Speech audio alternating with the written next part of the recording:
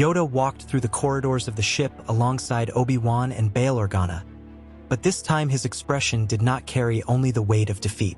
His eyes revealed a spark of determination that had not been seen since the days of the Republic. "New Jedi Order we must found. On Alderaan it shall begin." Obi-Wan stared at him in surprise, for he never believed that the old master would dare to speak so soon of rebuilding. Bail, on the other hand, immediately realized the gravity of what Yoda was saying. Alderaan would become the heart of something much greater than just political resistance. Obi-Wan took a slow, hesitant step, as if Yoda's words brought back all his recent wounds. "Master, the Jedi fell because we were blind, and now so few remain.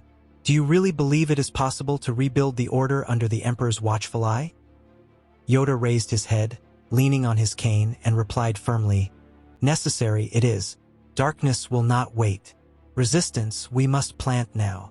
Bail Organa, upon hearing this, knew that Alderaan was about to become a refuge not only for politicians, but for warriors of the Force. "What about the children?" Obi-Wan asked, concerned. "Luke and Leia are our last hope. We cannot risk them." Yoda closed his eyes for a moment and, opening them, replied calmly, "Protect them we must, but hide them forever we cannot. Grow they need to. On Alderaan, safe they will be, surrounded by allies and the Force." Bail raised his eyebrows, surprised by the boldness of the plan. "Are you suggesting bringing the children to my planet?" Yoda nodded slowly. "Yes, a place of light Alderaan is. The future there will flourish." Obi-Wan felt the weight of the decision, but also the logic behind it. If the children remained only in secret, they might never be prepared to face their destiny. On Alderaan, alongside Yoda, they could be raised discreetly, receiving lessons while the Empire believed they were only under Bail's protection. Organa crossed her arms and said, "It will be risky, but if anyone can keep secrets and protect the innocent, it is my people." Yoda replied solemnly, "Then so it is decided." When they landed on Alderaan, Yoda took the lead, as the natural leader of what was beginning to take shape. The reception was discreet, but the palace halls were soon filled with trusted allies. The small master spoke with quiet authority, reminding everyone that despite their defeat, the Jedi had not disappeared. "New order we will raise. Not the same as the old Jedi, but better we will be." Obi-Wan remained silent, reflecting on how different that decision was from Yoda's usual prudence. At the first meeting, Yoda stood before everyone, and his voice echoed through the hall. "Fail we have failed before, but now learn we must. Serve the galaxy without arrogance we will." There were murmurs among those present, but Bail raised his hand and said, "If Yoda believes the Order must be reborn here, then Alderaan will be its sanctuary and foundation." The decision was received as something almost inevitable, as if everyone had been waiting for someone to finally take that step. Obi-Wan approached Yoda after the meeting and whispered, "You are taking on a heavy burden, Master." Yoda turned slowly and replied, "My burden it always has been, but now to lead I must. Alone I cannot. On you I must rely." Obi-Wan, though tired and skeptical, bowed his head in respect.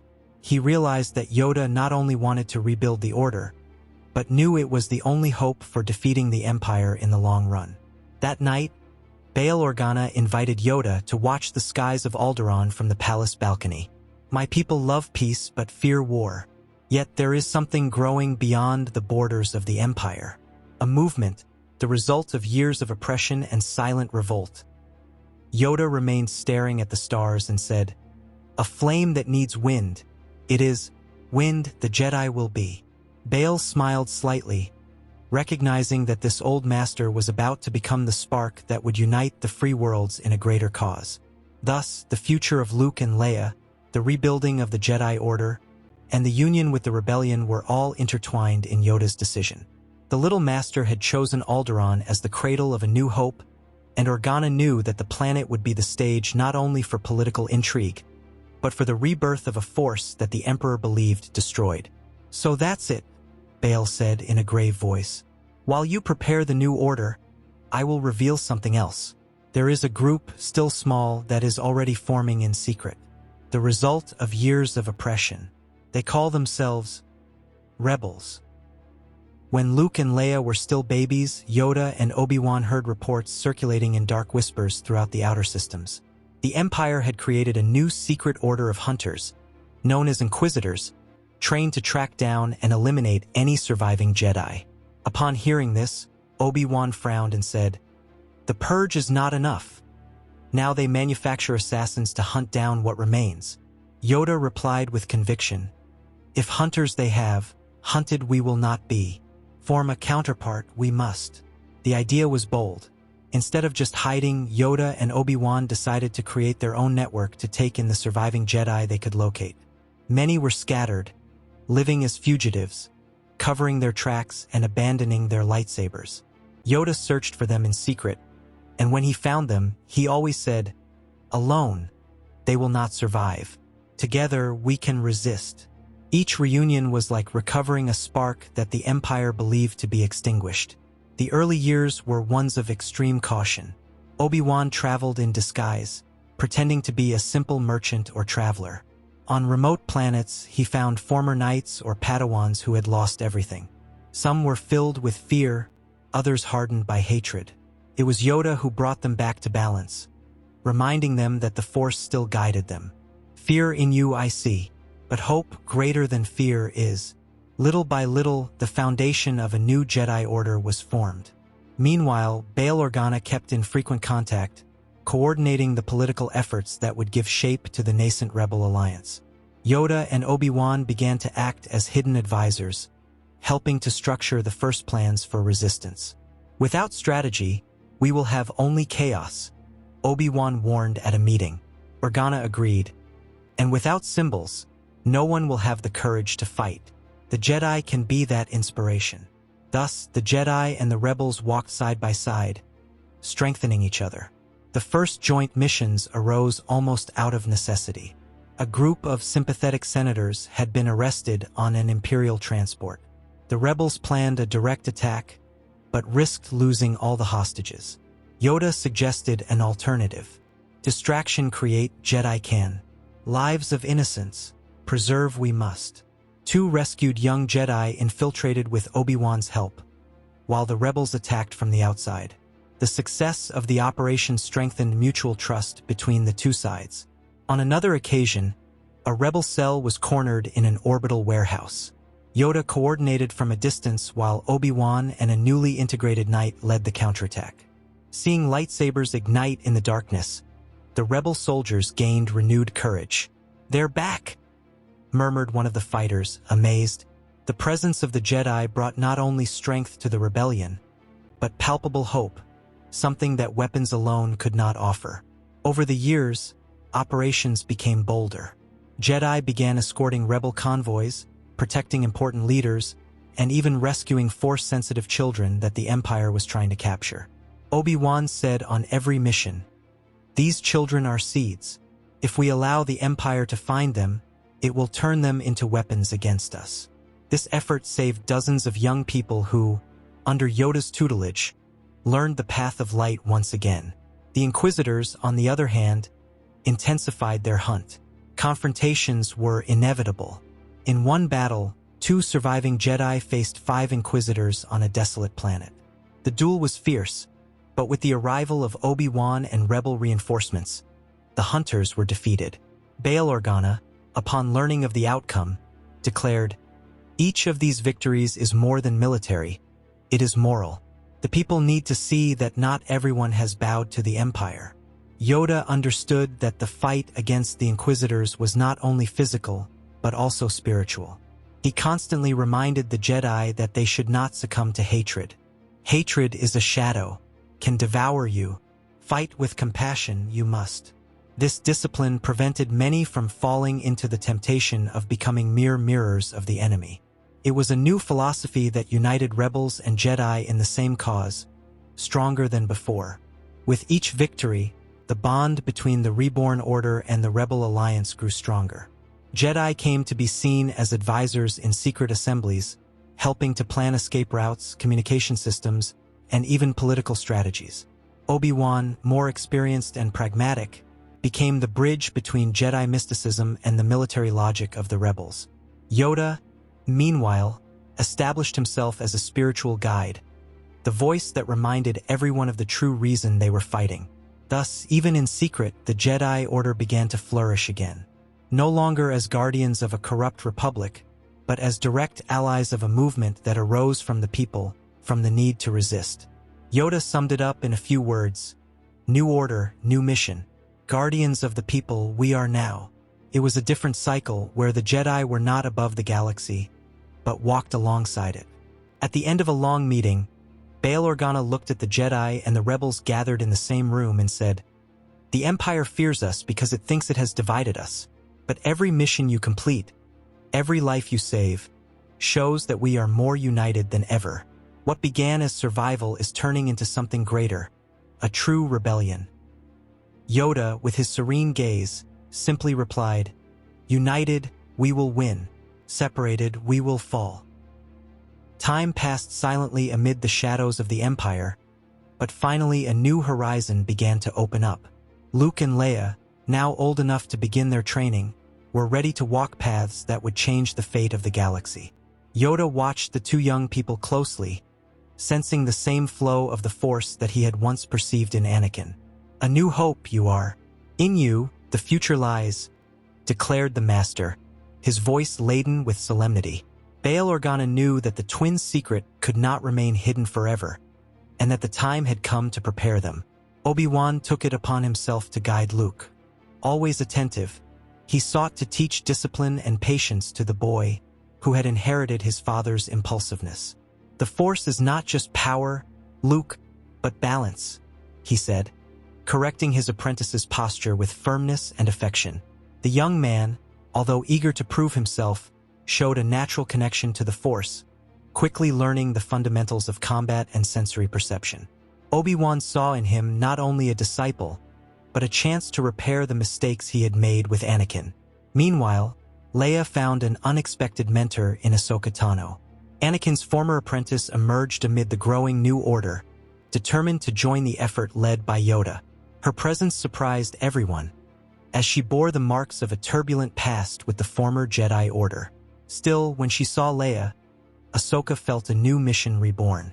"If I once failed to blindly follow the Council, I now choose to guide a young woman with freedom and truth," she said before Yoda, who nodded silently. Leia, curious and determined, absorbed each of Ahsoka's lessons attentively.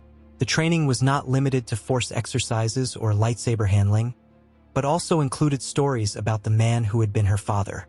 "Was your master Anakin Skywalker?" Leia would ask, her eyes shining. Ahsoka would reply, "Yes, he was a brave warrior, but also a compassionate man. Never forget, the Force is more than power, it is compassion." These words awakened in Leia not only learning, but pride in her heritage. Ahsoka became much more than a trainer. She became a bridge between the past and the future. Her memories of battles in the Clone Wars, her rebellion against the failures of the Old Order, and her loyalty to Anakin shaped the teachings she passed on to her young apprentice. Leia grew in wisdom and intuition, showing a strong sensitivity to the Force, something that surprised even Yoda. "Keen intuition she has," the Master murmured in one of his observations. Ahsoka's presence also brought a new atmosphere to the reborn order.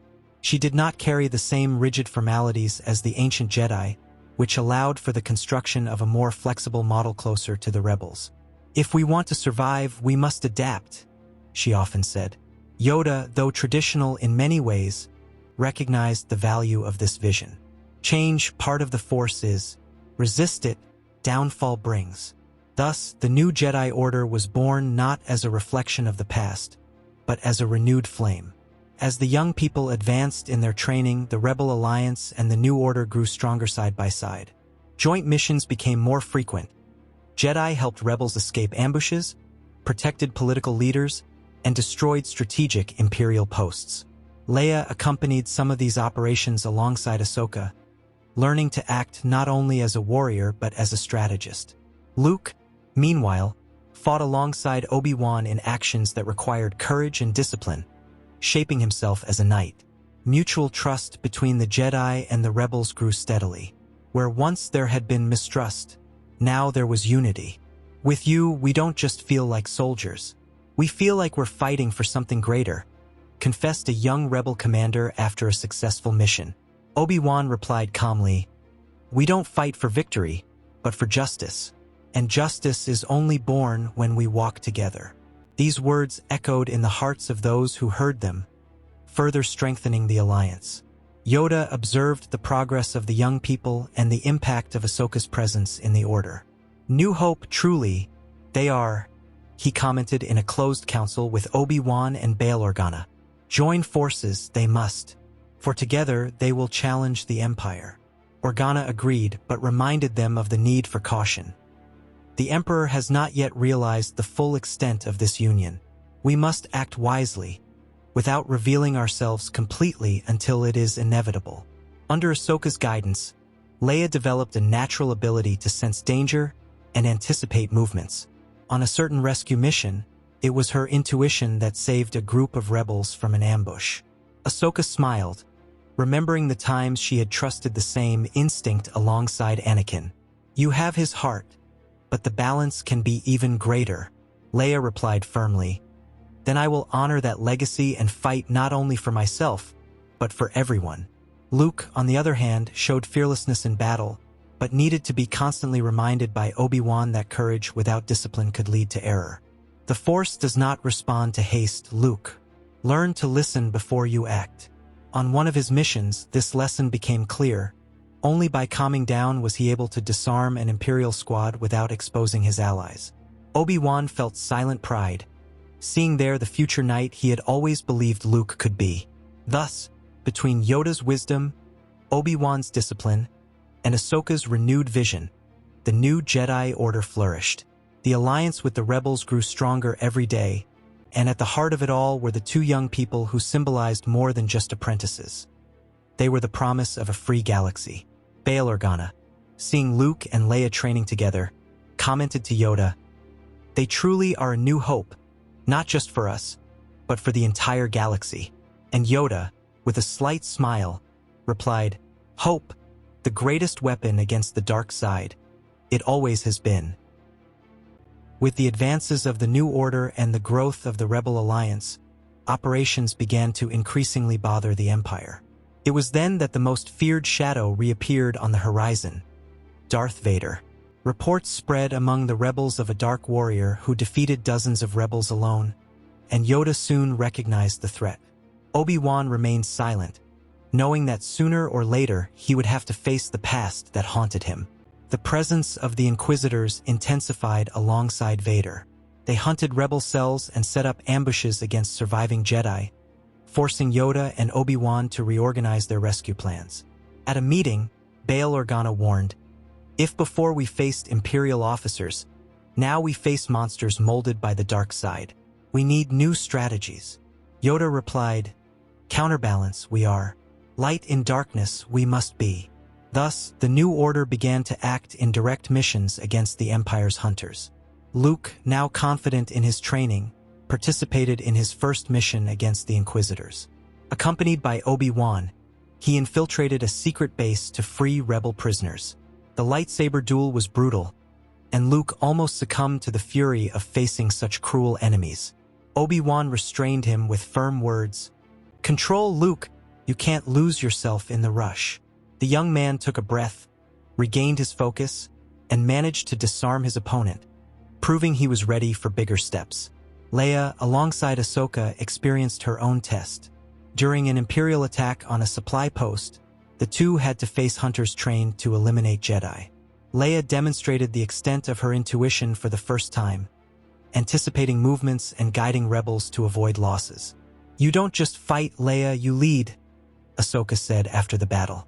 This mission revealed that the young woman possessed not only the gifts of a warrior, but also those of a natural commander. The climax of this phase came when Vader finally crossed paths with the reborn Jedi. In an ambush against a rebel fleet, he emerged from the wreckage, his mechanical breathing echoing like an omen of death. Luke immediately felt the impact of the Force and asked Obi-Wan, "Who is that?" Obi-Wan hesitated, but Yoda replied in a grave voice, "Anakin Skywalker he was, now a shadow he is." Luke and Leia were stunned by the revelation, unable to comprehend how the hero they had heard about in stories could have become the monster before them. The ensuing duel was intense. Obi-Wan faced Vader directly, their blades crossing in sparks of hatred and regret.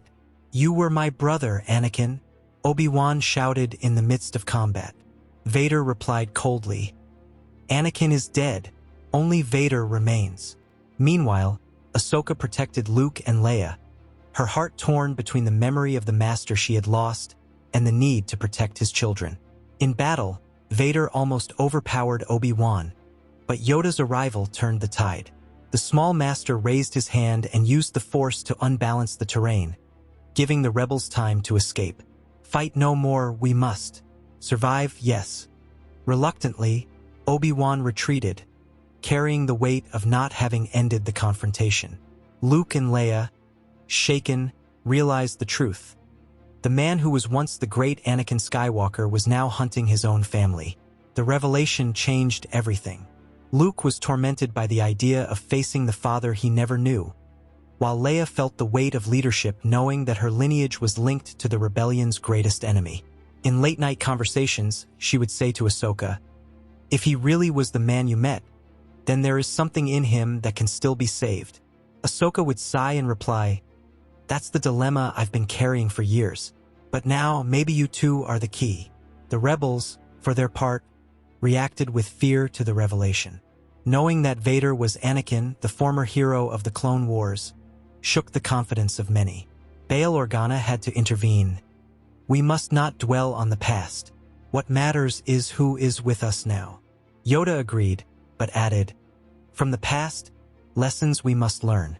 Let it control the future we cannot." Thus, the fight continued, now with a bitter truth in plain sight. The Inquisitors' hunt intensified even more after this encounter. They began to target not only Jedi, but any planet suspected of harboring them.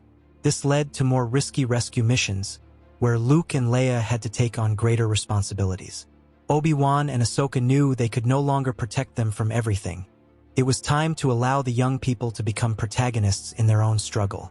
Yoda, in secret council, declared, "The New Hope, they still are. But shadow of the Father, they will face." Silence fell over the room, as everyone knew that the twins' fate was intertwined with Vader's.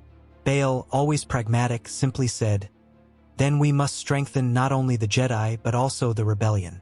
For the final confrontation will not be just with lightsabers, but with the entire galaxy against tyranny." From that moment on, the war was no longer just political or military. It also became a family, spiritual, and symbolic dispute. Luke and Leia, trained and guided by Obi-Wan and Ahsoka, now carried the burden of facing not only the Empire, but their own blood. "A new hope emerges, but hope tested will be," murmured Yoda, ending the meeting with the certainty that the decisive battle was yet to come.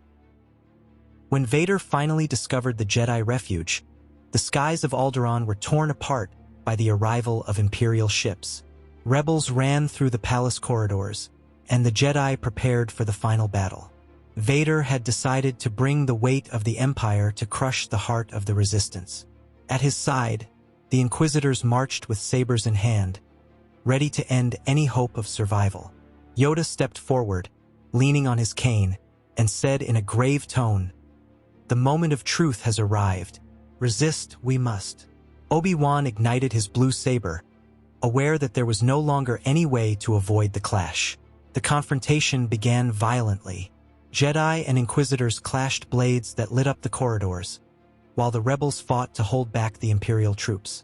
Luke advanced against one of the hunters, blocking blows with impressive speed for his age. Leia, alongside Ahsoka, used her intuition to guide allies and avoid ambushes. The Palace of Alderaan was transformed into a battlefield where the fate of the galaxy would be decided. At the height of the battle, Vader raised his hand and, with the Force, pinned Leia to the rubble, immobilizing her in front of everyone. "The war ends here," his mechanical voice declared. The Emperor then appeared, shrouded in shadows, his yellow eyes gleaming with malice. "Surrender, Jedi, or young Skywalker will be destroyed before your eyes." Silence fell among allies and enemies alike, for Leia's life had become the balance between resistance and defeat.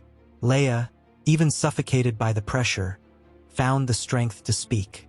"Don't stop because of me. Keep fighting." The Emperor laughed with contempt. "Courage is useless when death is near." He raised his fingers and threatened to unleash his hatred on her. Yoda stepped forward, but Leia's gaze was fixed on Vader. Focusing on the Force, she touched the buried memories of the man he had been. "Anakin, I saw it in my visions. She called for you during childbirth, but you weren't there. But you're here now. Help me, Anakin. This is a path I cannot follow." Her words echoed through the room, repeating those of Padme before she died. For a moment, Vader's breath faltered. The Emperor laughed, sensing the hesitation, and fired lightning bolts at Leia. The young woman's body was enveloped in energy, but before she was hit, Vader stepped forward and protected her with his own armor, taking the impact. Vader's act unleashed Yoda's fury.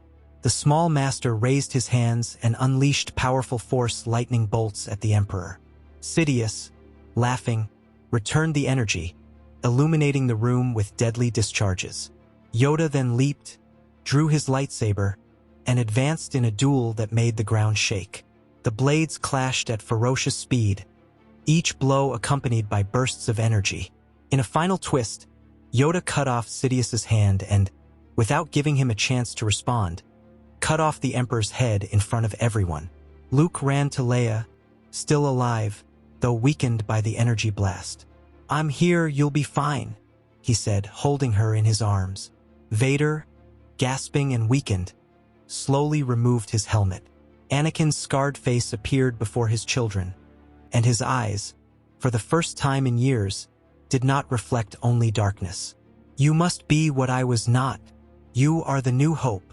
With these words, Anakin left his legacy, not of destruction, but of redemption.